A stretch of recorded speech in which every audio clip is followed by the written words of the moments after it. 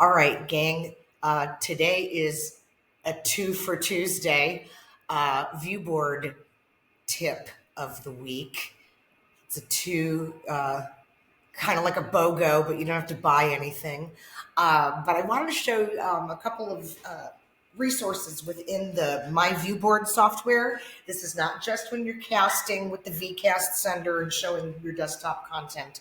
This is when you're actually using the My ViewBoard software. But I wanted to point out, after we've done a little bit of recon, how we can better access and tap into some of the resources that the fine folks at ViewBoard have put out there for us. So I'm going to start with accessing their preloaded content. I'm going to go here into the magic box, and I'm going to go here to the ViewSonic Originals. And I just recently figured out that that's actually like, I don't know, interpretive dance, modern abstract art impression of their logo for one of their birds. I thought it was a boomerang that was 3 different colors, but who knew?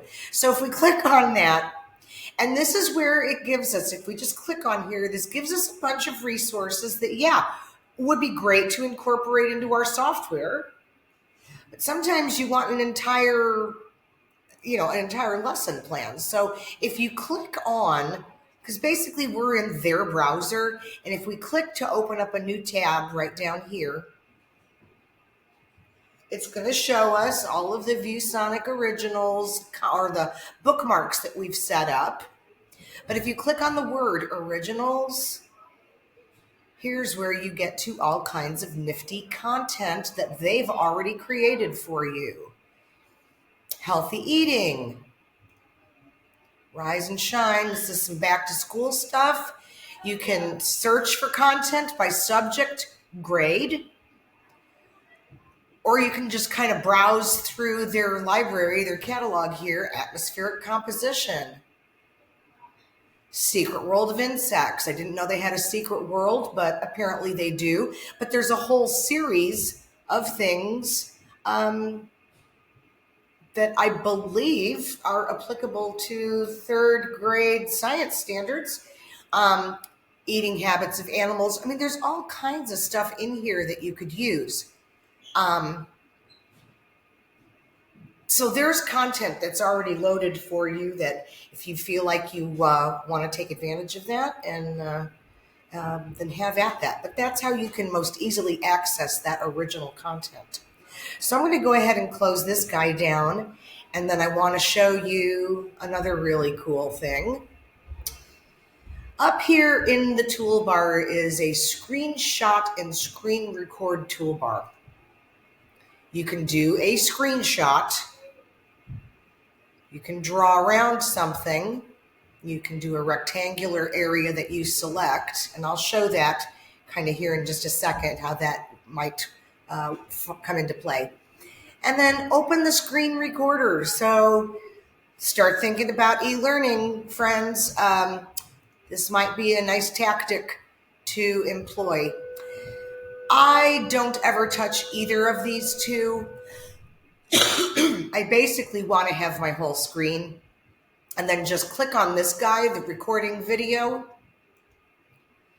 I always let it determine the resolution, because it's going to be what's best for the recording. Just take the default value, click OK. 3, 2, 1.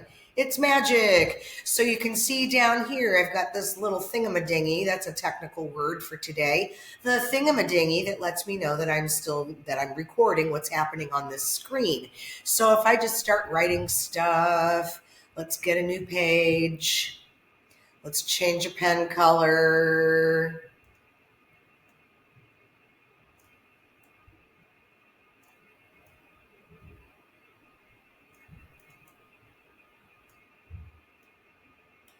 Okay, awesome. That's amazing what you can do when you're trying to draw with a mouse.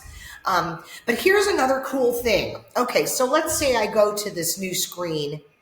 I'm going to toggle back to Windows. That's what this means. So it allows me to switch between my Windows desktop and my whiteboard without having to worry about minimizing or inadvertently closing it down. So I'm going to toggle back. So I get this little mini menu over here, but let's say I wanted to grab a screenshot of this document. It's actually a PDF of the ViewBoard User's Guide. But if I click on this guy, again, same options. Snapshot the entire screen, draw a funky shape in a freehand style, or I'm going to do the rectangular area in this case. So what I'm going to do is draw a box around this guy. And once I release it, it brings it right back into the ViewBoard canvas. Now I can write over it. I can annotate. Whee! And all this stuff can be saved. So now here's what happens. I'm going to come down here to this guy. I'm going to stop the recording. It's magic. So you can see down here, I've got this little thingamadingy. That's a technical word for today. Okay, so here's the video that I've actually saved. And what I'm going to do, or that I've recorded, and you get a chance to preview it and see how, how horrendous it went or how successful it was. And then I am going to say, come here to I love how they still use the old floppy disk as the save. So I'm going to save him. I am going to save this to my drive so I can actually find it. And I'm going to give that a minute. And so I'm going to change the file name down here. And we're going to call this record screen lesson. And it's going to save it as an MP4, so easily shareable in a common format. It's in your Google Drive. You'd be able to embed this or create an attachment for this in Canvas. If you wanted to deliver an assignment in that capacity for an e-learning day, snow day, flipped classroom type assessments where you have kids do some work at home and then you talk about it when you're back in the classroom instead of having them do the work on the computer in the classroom. So I think this is pretty darn cool. So now we've recorded this entire screen session and we're going to watch the magic happen here with the uploading to the Google Drives. And once that's finished, then we can access that later. This is also helpful, especially I think for math teachers who want to record stuff for kids who need to see something 850 times before the light bulb comes on. So this might be something that you want to use, on the steady. So, all right, well, I hope this has been helpful and helps you get into some new tools.